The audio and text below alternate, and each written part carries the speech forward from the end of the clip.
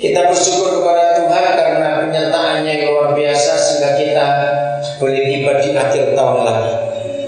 Dari waktu ke waktu yang kita hidupi, yang kita jalani, semuanya sungguh karena anugerah Tuhan.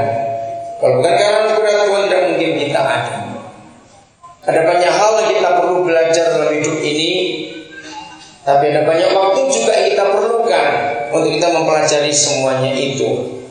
Tadi saya tanya kepada Pak Pendeta Thomas sebagai ketua panitia, jadi ada tema atau tidak? Kata malam ini tidak, karena acara Natal tapi besok untuk hamba-hamba Tuhan.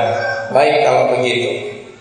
Saudara, kalau kita sebagai gereja tidak kembali dan melihat firman Tuhan secara dalam, tapi asal-asal saja, maka sampai kapanpun kita tetap jadi gereja yang salah. Saya ulangi lagi, kalau kita sebagai gereja, sebagai anak-anak Tuhan, tidak mau melihat firman Tuhan Alkitab ini secara dalam, dengan dipelajari betul-betul, maka sampai kapanpun juga kita akan tetap jadi orang Kristen atau gereja yang terus salah. Di mana salahnya? Maaf ini Pak Thomas, saya nggak marah pada panitia, karena panitia pasti belum tahu. Ini satu bukti, saudara, gambar orang ini itu di Alkitab nggak ada. Maaf, jadi nggak salah panitianya. Jadi gambar orang ini di Alkitab nggak ada, dan ini sebuah penipuan.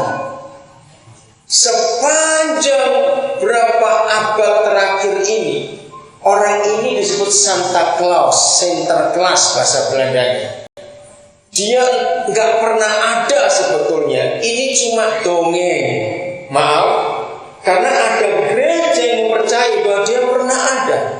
Oke, kalau toh memang dia pernah ada, tapi Alkitab tidak pernah menyebut. Nah, saya minta nanti diturunkan gambar ini. Kenapa? Karena kalau ini diteruskan oleh gereja, akhirnya Yesusnya di mana? Bukankah kita memperingati dia? Kenapa dia muncul terus? Ini sebuah pemalsuan dari kebenaran itu sendiri. Dan kita harus melihat ini secara firman Tuhan.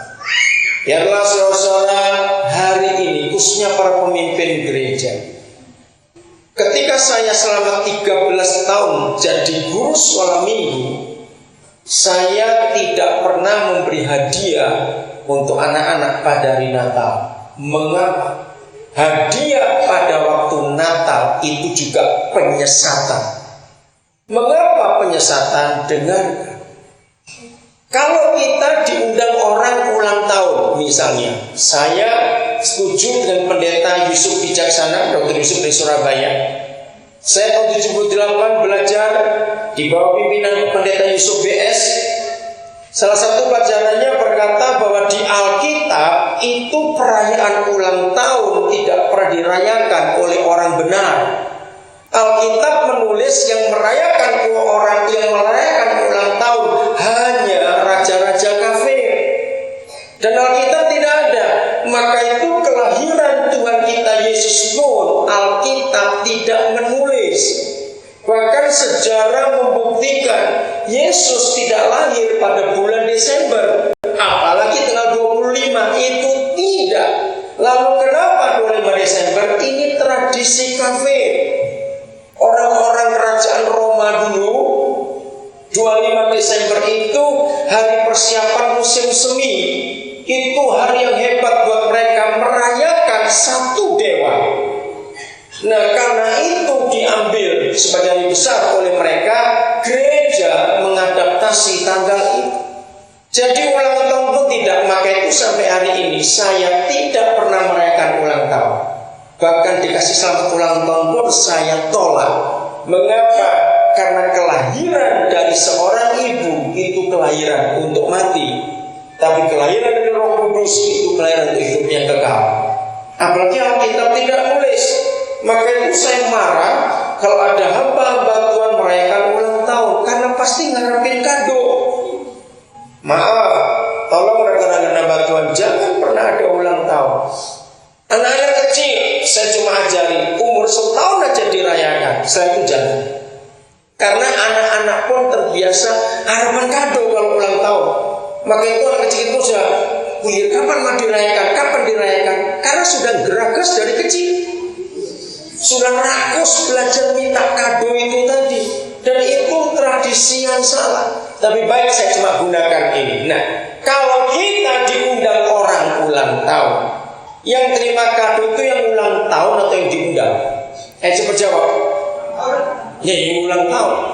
Nah, kalau kita betul-betul merayakan kelahiran Tuhan Yesus, itu kan berarti merayakan ulang tahunnya Tuhan Yesus. Lah kok saya jaluk kado kowe? Mengapa kita yang minta kado? Harusnya Tuhan Yesus yang minta kado. Amin. Jadi kado pada hari Natal itu sangat salah dan tidak alkitabiah. Jadi waktu 13 tahun saya jadi guru sekolah minggu, saya larang semua kelas untuk ada kado pada hari Natal. Saya memberi kado anak-anak tergantung. Bisa bulan Januari, bisa bulan April, bisa bulan September, pokoknya tidak Natal. Karena anak-anak kecil yang dibiasakan menerima kado pada hari Natal membentuk suatu kesan iman yang salah. Kesan apa yang salah? Di otak, di benak anak-anak sejak masih kecil, mereka sudah terlatih. Oh, ikut Yesus itu anak dapat kado, minta apa? Nah, konsep itu yang merusak iman Kristen. Kita harus sadar, Alkitab menulis mengikut Yesus itu adalah penderitaan. Jawab ya atau tidak? Mengikut Yesus itu pikul salib, bukan hadiah.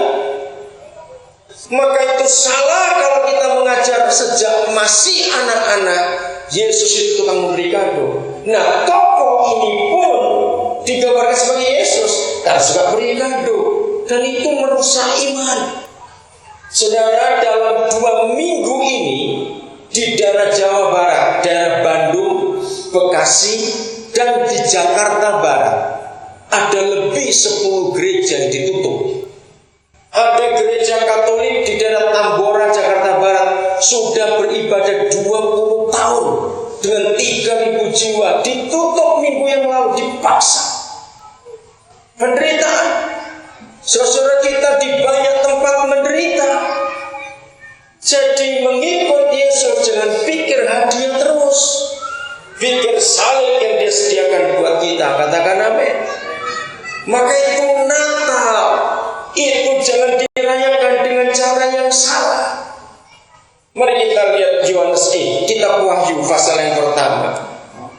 Saya menunjukkan kepada gereja Tuhan, khususnya para pemimpin, supaya kita tahu. Mulai ayat yang ke-12, Wahyu pasal yang pertama ayat 12. Inilah satu-satunya catatan siapa Yesus Tuhan kita setelah dia naik ke surga. Sejak dia naik ke surga, yang tertulis di Kisah Rasul pasal yang pertama, itu tidak ada catatan satupun di Alkitab bagaimana dan seperti apa Yesus Tuhan kita. Justru catatannya muncul di kitab Wahyu, saudara. Dan itu dahsyat sekali, itu luar biasa. Kalau ada hamba Tuhan atau anak Tuhan bawa Alkitab bahasa Jawa, tolong bawa ke depan, saya ingin tahu bahasa Jawanya, saya ingin bacakan. Wonten Bapak Ibu Korsera ingkang betul kita basa Jawi, kula saged ngambil menawi wonten, monggo aturaken teng ngajeng mriki kula tenggo. Matur nuwun Bu. Mangke Ibu ngambil Alkitab sejarahipun nggih. Ya, kita lihat nanti. Inilah satu-satunya catatan dalam Alkitab, saudara. Siapa Yesus setelah dia naik ke surga. Dan ini nggak main-main. Gereja harus ngerti ini. Nanti keluar dari Ibu. Bukan kalau kita langsung kalau usah mati. Mari kita lihat. Saya baca dulu bahasa Indonesia. Wahyu 1 ayat yang ke-12 mulai. Nah, sebelum saya baca, saya terangkan lagi. Saudara masih ingat, di antara 12 murid yang pertama,